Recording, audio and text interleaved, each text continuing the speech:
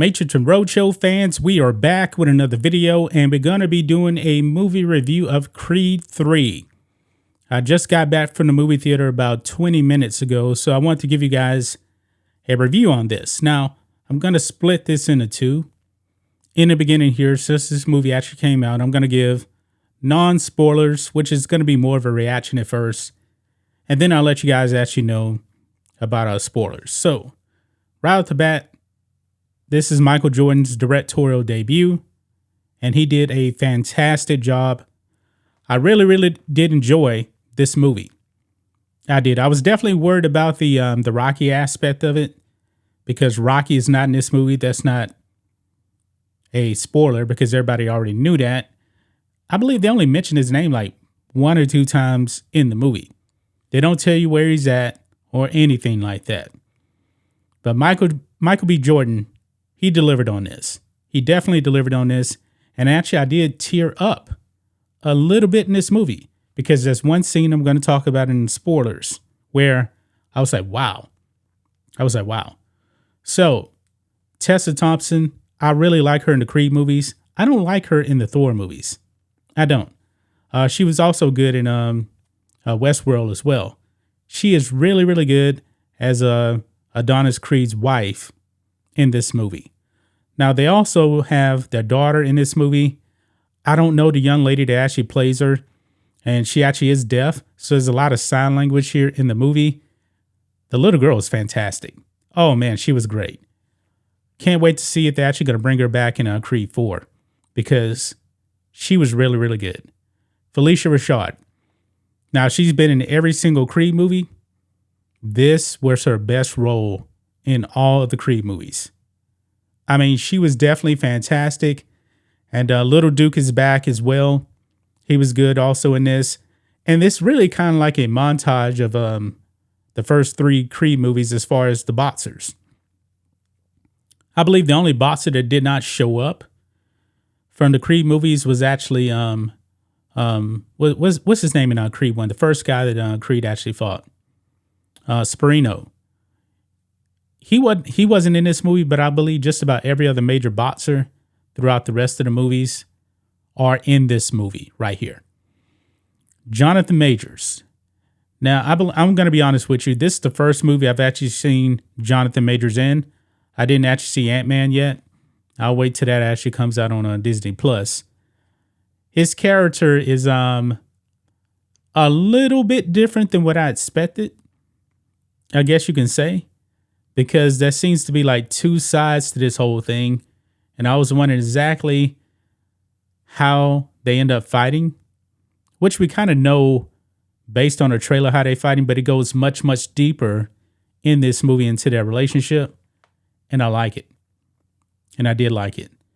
So what other non-spoilers can I actually tell you guys about right here? The fighting scenes. Because there is, if I'm not mistaken, there is 3 boxing matches in this movie. Now, Michael B. Jordan definitely takes a different approach to the boxing. Definitely different from the first 2 Creed movies and the Rocky movies. And this isn't a spoiler, but Michael B. Jordan is a big fan of anime. So if you are a fan of anime, you're going to like the fighting in the movie. Now, I'm not an anime fan, and I do have a bit criticism about the final fight, and I'll actually dive into that in the spoiler section. But the fighting scenes were still good. They were.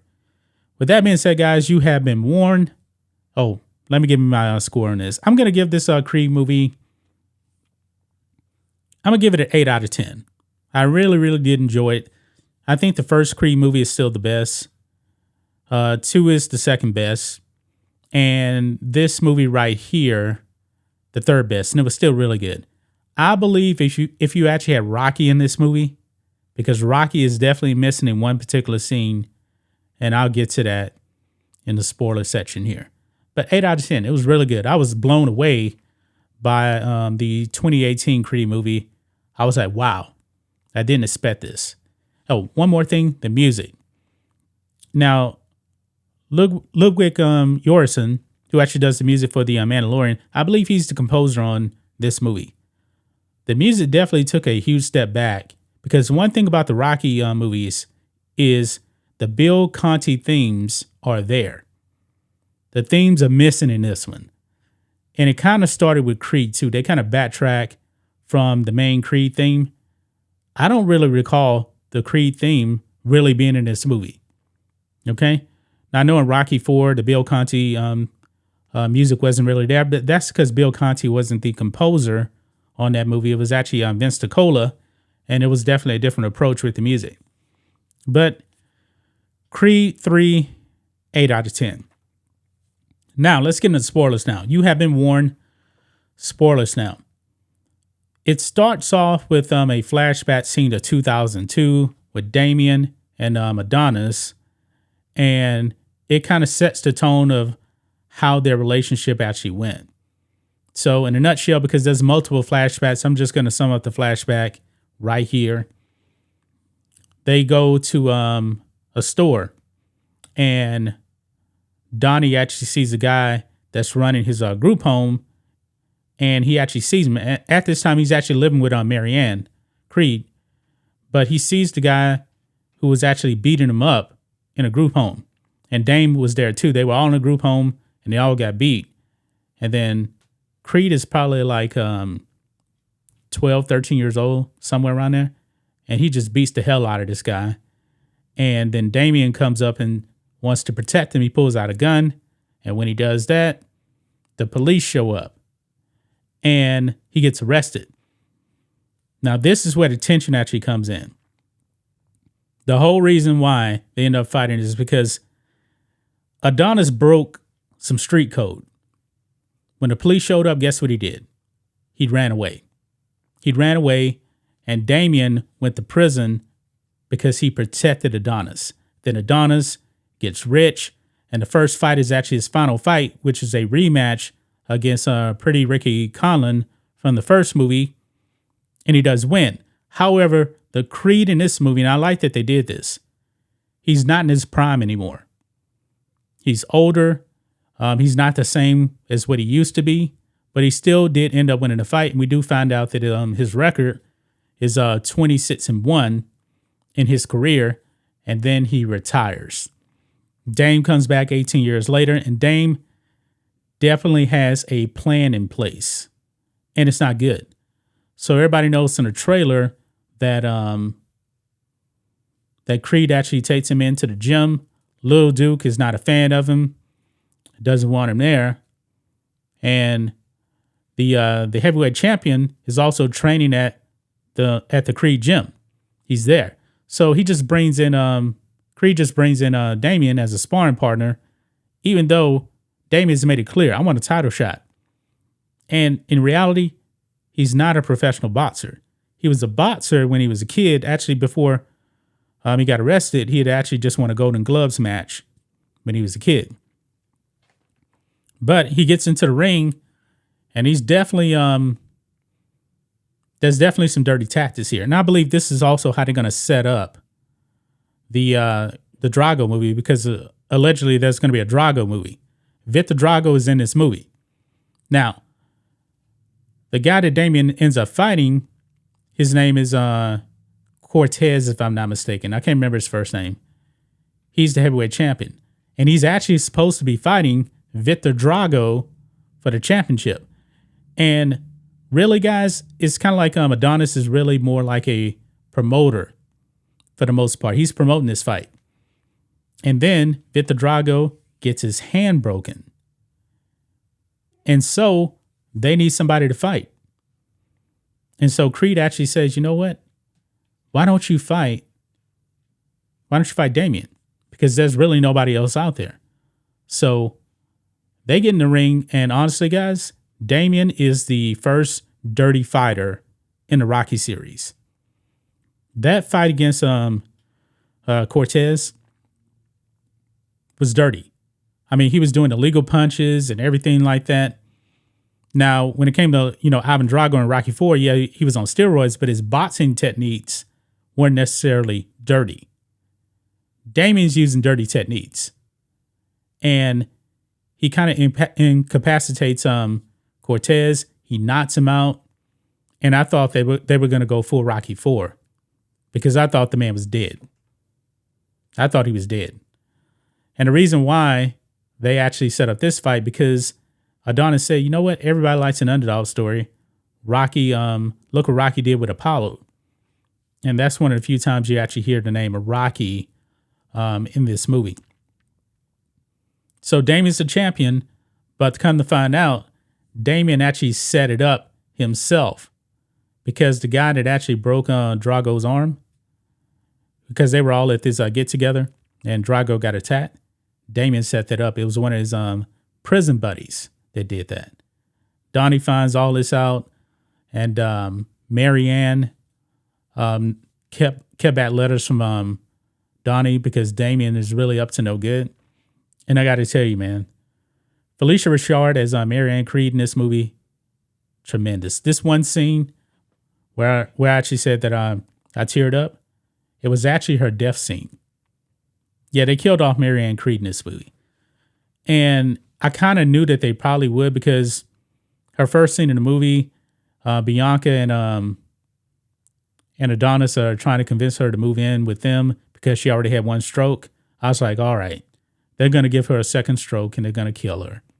And that's what they did. But in the scene where she actually dies, she's actually thinking that Donnie is Apollo. And she's saying that, Apollo, I forgive you because Adonis has taught me how to love again. And Felicia Rashad was so great in that scene.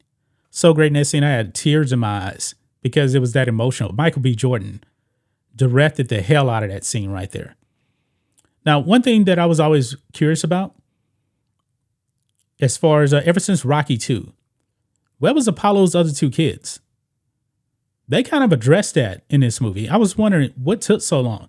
And it's very, very subtle because when Donnie finds out that Marianne was keeping those letters away from him, he actually said, you know what? Damien was more of a family to me than your two other kids. So I was assuming that Apollo's two legitimate kids didn't like Donnie. That's the way I was looking at it. That's what I think they were actually trying to do in that scene right there. It was very powerful. Very powerful. But eventually, Damien accepts a match with Donnie because Donnie's actually on ESPN First Take with Stephen A. Smith. And then Damien calls into the show. And I don't know if they noticed or not, but ESPN First Take doesn't come on at nighttime. I noticed that. ESPN First Take comes on at, I believe, 9 Central Time, which is 7 Eastern Time. And they wouldn't do this first interview with anybody right at the beginning. So it was actually dark when Damien's sitting in his house. You can see the LA skyline, I guess you can call it, whatever. Yeah, didn't match up, but that's just a minor pick right there. Now, when it comes to the fight, this is why I have a little bit of a problem. The first 2 rounds is fine. Then it goes up into this, because it's actually in Dodger Stadium. Everybody's there. Then after the second round, they cut to this scene where they're still in Dodger Stadium, but there's no spectators. And it really, really kind of goes full anime in a way. So that really isn't for me. I'm not an anime fan. But then when they get done with that, and it lasts for a few minutes, they say, oh, it's the 11th round. So that's my only gripe with the fighting. The anime stuff, some people are going to like it. Some people may not like it. But anime isn't my thing. But eventually in the last round, 12th round, Damien knocks out Donnie. He gets back up because, the Rocky movie.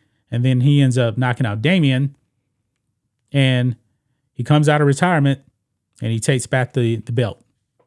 Well, actually, 3 belts. He's the undisputed champion now, which I'm pretty sure he's going to retire again, but he's going to come back in Creed 4. So, but him and Damien do actually end up making up at the end. And they actually take deleted scenes. Because if you actually watch Creed 2, there was deleted scenes where where Adonis and Victor Drago are sitting in the locker room, in each locker, and they're talking. They actually put that in this movie right here with Damien and Creed. So, and if you haven't seen those deleted scenes in Creed 2, they're really good. They really are good. For one thing, you actually have Creed talking to Victor, you know, and they're all cool. And that kind of explains why they're cool here in this movie. And you also have Rocky and Drago kind of making up too. So, yeah. Creed 4, let's make it happen. Let's make Creed 4 happen. Bring back Stallone, though.